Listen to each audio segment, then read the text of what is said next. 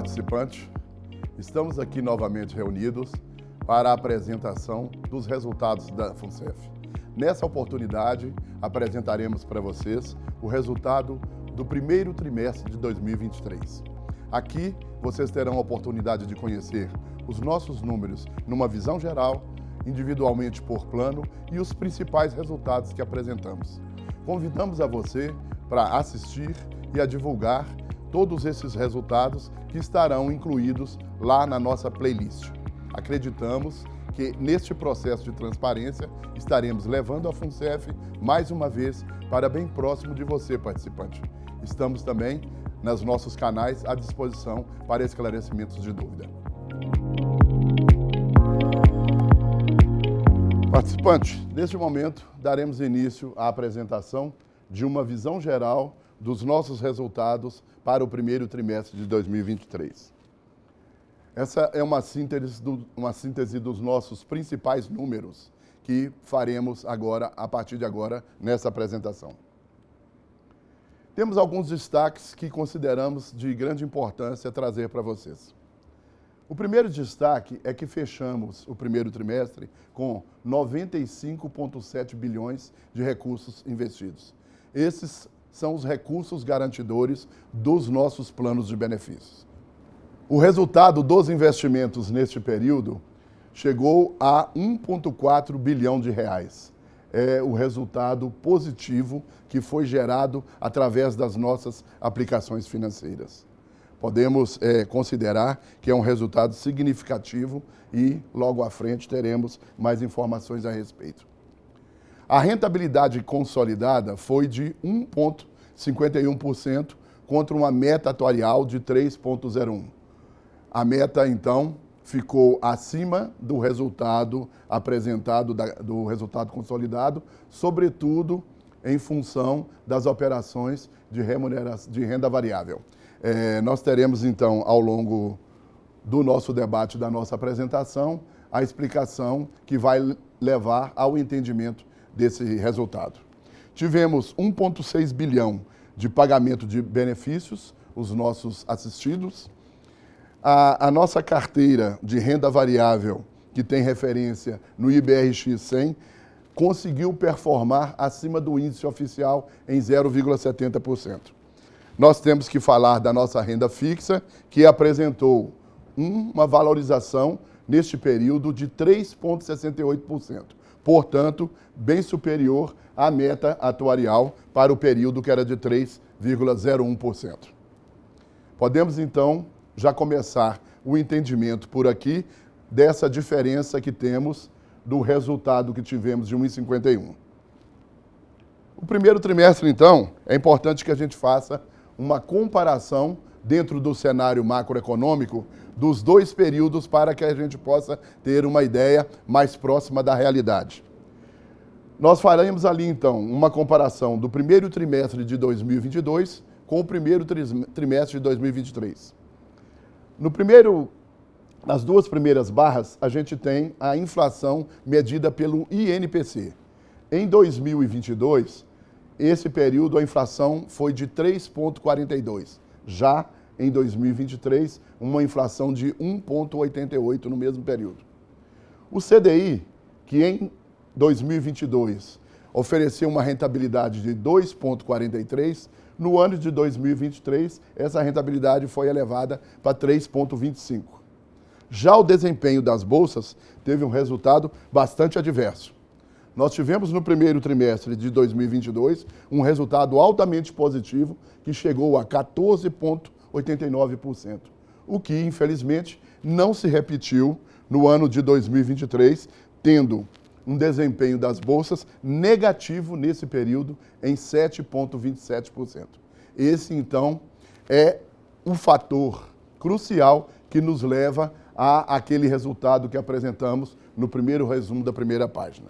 A nossa meta atuarial naquele ano de 2022 para o período de 4,56 e nesse período 3,01. Logicamente, em função aí da queda de um ano para outro, em função da redução do INPC, que é o índice que carrega a nossa meta atuarial. Importante também que a gente dê uma analisada na rentabilidade acumulada no primeiro trimestre em alguns índices para que a gente possa também ir formando convicção e entendendo todo o processo. Bom, no saudado nós tivemos então uma rentabilidade final de 1,26, no não saudado 1,28, no novo plano 2,06 e no REB 1,53. Já a meta atuarial ela foi de 3,01. O CDI apresentou, no período, uma rentabilidade de 3,25. O IPCA, no período, foi 2,09 e o IBRX, que é um índice para o qual a gente tem uma atenção, onde a gente tem um fundo que concentra o nosso grande volume de papéis de renda variável, ele rendeu negativamente 7,27.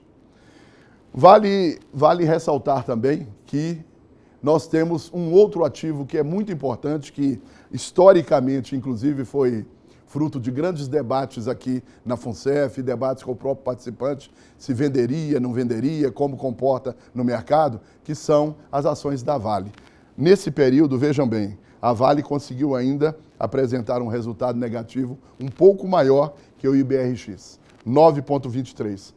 Eu gostaria aqui de ressaltar que, se fizermos essa comparação, e aí voltando no ano de 2021 e no ano de 2022, isso prova que a decisão da FUNCEF é vender aquele volume de papéis da Vale para trazer para um outro papel de renda variável que pudesse diluir o nosso risco, foi uma operação acertada. Foi extremamente adequada, porque de lá para cá a gente viu o que aconteceu com os ativos da Vale. Não estou aqui dizendo de forma alguma que não devemos ter Vale, temos e teremos na carteira, mas é que essa gestão de compra e venda, ela tem que se dar da forma mais adequada possível. Eu entendo que esses números ali vêm trazer para nós a informação e a consolidação de que a decisão tomada naquela oportunidade foi extremamente adequada.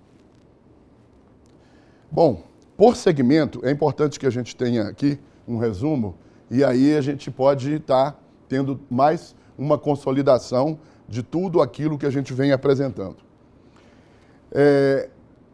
Os pontos verdes são resultados acima da meta atuarial e o rosa, resultado abaixo da meta atuarial. Mais uma vez, lembrando que a nossa meta atuarial é 3,01 no trimestre. Portanto, nas operações de renda fixa, nós conseguimos apresentar um resultado de 3,68. Mais uma vez, gostaria de chamar a atenção para este resultado. Isso mostra que a gestão de recursos aplicados pela nossa área, pela DIRIM, pela Diretoria de Investimentos, está adequada. Estamos buscando, a diretoria vem buscando os papéis de renda fixa com resultados que podem superar a meta atuarial para que possamos gerar, assim, superávit nesses papéis. Na renda variável, nós precisamos lembrar que o nosso maior papel, que é referenciado no IBRX, que deu uma rentabilidade negativa que superou 7%, nós conseguimos ainda fazer uma gestão adequada que reduziu esse resultado negativo. Nós tivemos um resultado negativo de 6,18. Não, de forma alguma, não é o resultado que se esperava nem que queríamos, mas que é um resultado ainda que conseguimos melhorar em relação à referência que a gente tem aí dos papéis de renda variável que compõem as várias carteiras de investimentos nossos.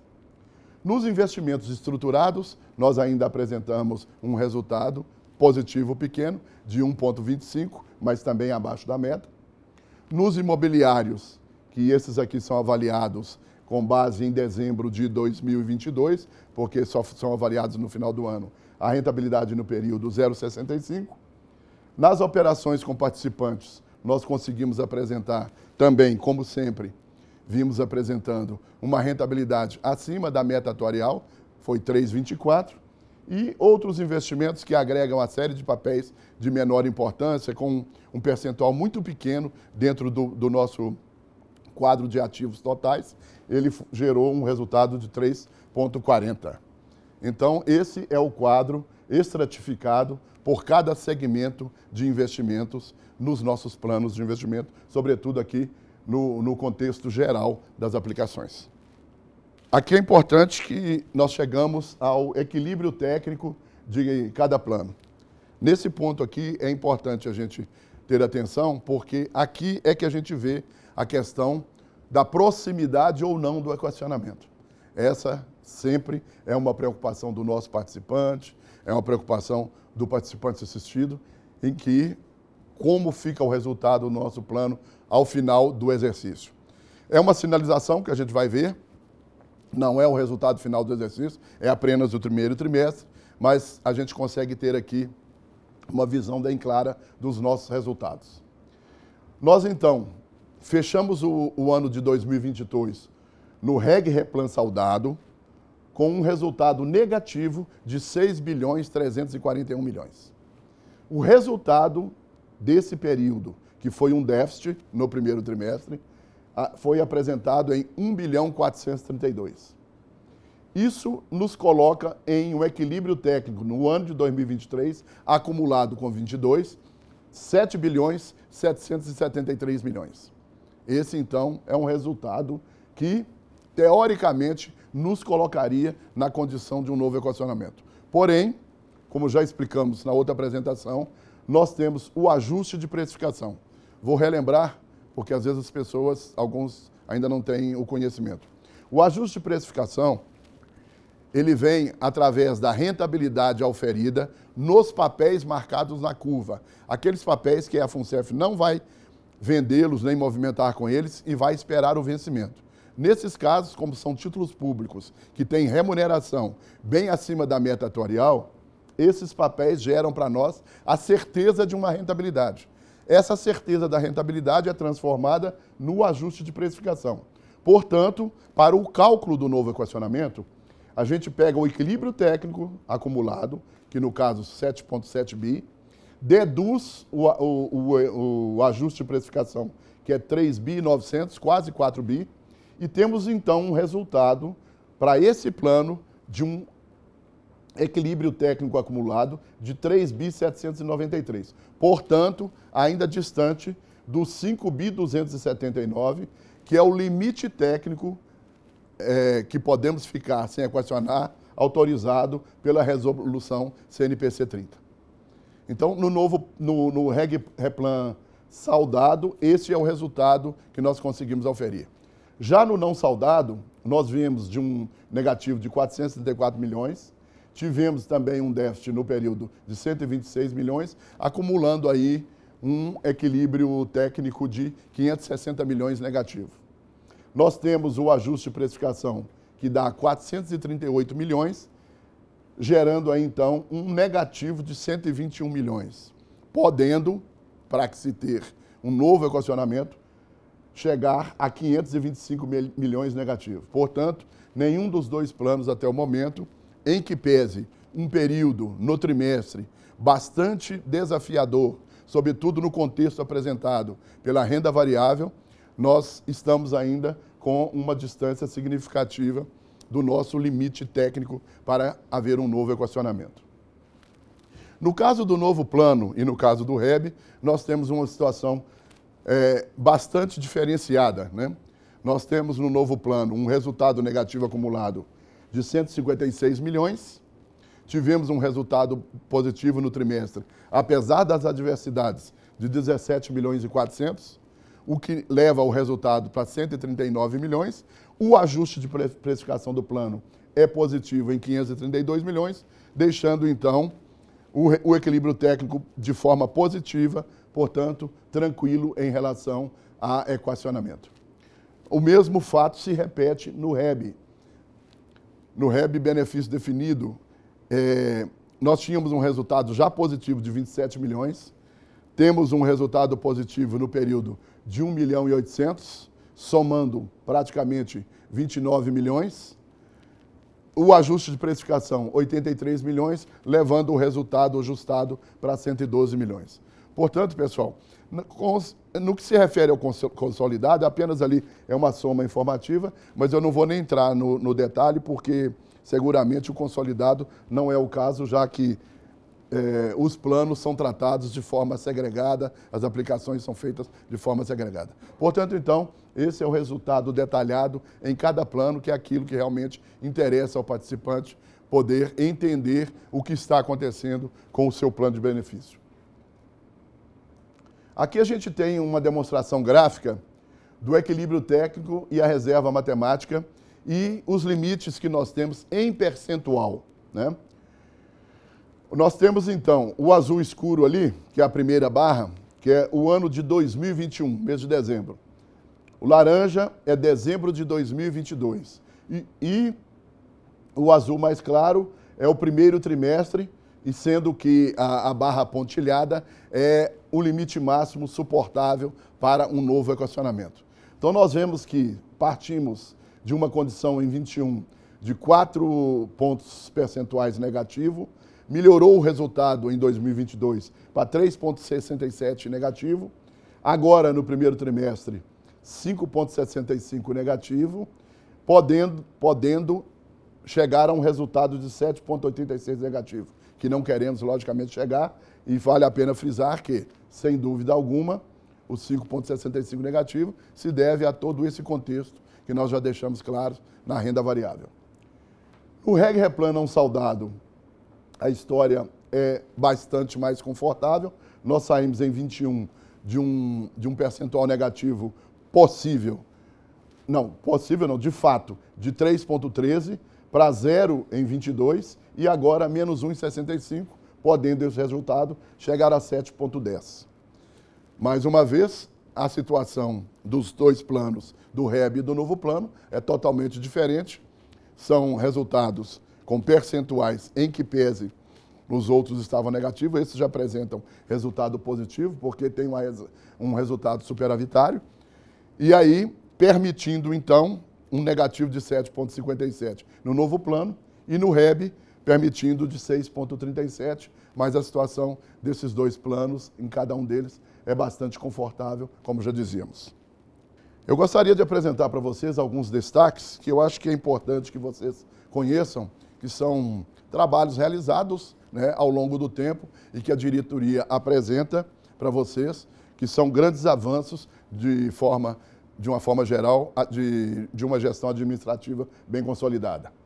Nós trazemos aqui algumas decisões da diretoria executiva que foram tomadas já ainda no final do ano passado, mas que entraram em vigor já nesse ano e estão à disposição dos nossos participantes. Uma das decisões que tomamos e que acreditamos ser bastante adequada é a regularização de dívida. Qualquer participante que tenha com a FUNCEF um débito em relação à carteira comercial, à carteira habitacional, pode nos procurar para que possamos negociar uma forma, um caminho de regularizar essa dívida. Isso é muito bom para a fundação e seguramente muito bom para o participante, que tenho certeza que às vezes fica preocupado em estar endividado. Essa proposta nossa seguramente vai chegar a um acordo dentro daquilo que você pode suportar, daquilo que você pode pagar.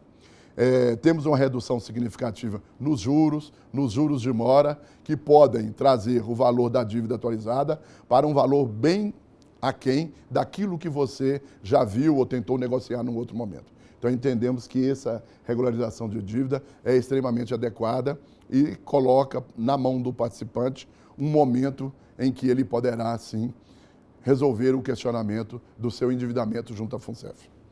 Outra questão que nós achamos que vale a pena a gente relatar a vocês é a nossa ouvidoria recebe prêmio nacional.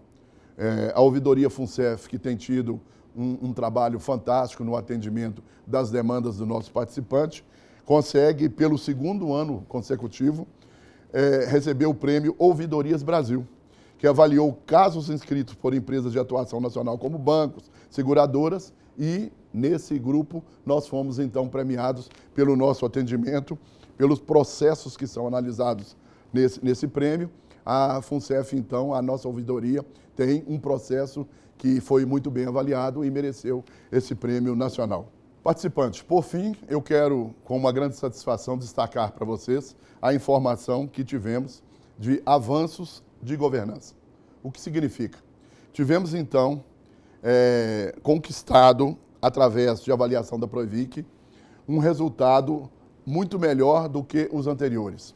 No ciclo de supervisão permanente, que se encerrou em 2022, nós tivemos uma melhora de 30% em comparação com o ano de 2021, o que colocou a FUNCEF como um fundo de pensão mais bem avaliado em nível de governança. Esse fato se consolidou e nós, da diretoria executiva e dos conselhos, tivemos a oportunidade de participar dessa apresentação, desse relatório final, aqui na FUNCEF, que os técnicos da Previc estiveram presentes conosco para esta apresentação. Tivemos, então, este reconhecimento da Previc, não só no relatório, mas com os seus técnicos aqui presencialmente, apresentando para nós, da diretoria executiva e dos conselhos, essa melhora no nosso resultado, o que nos traz uma certa tranquilidade e satisfação, porque é o resultado daquilo que ao longo do tempo vimos empreendendo no sentido de melhorar a governança da Fundação, trazer mais transparência e oferecer a você, participante, a segurança que você precisa no seu fundo de pensão. Bom, pessoal, chegamos ao final das apresentações referente aos resultados do primeiro trimestre de 2023. Nós, da FUNCEF, agradecemos a sua participação conosco e nos colocamos à sua disposição para os esclarecimentos através dos nossos canais. Se você tiver alguma sugestão, alguma dúvida, pode nos enviar que estaremos prontos para lhe responder. Agradecemos mais uma vez a sua participação. Estamos sempre juntos.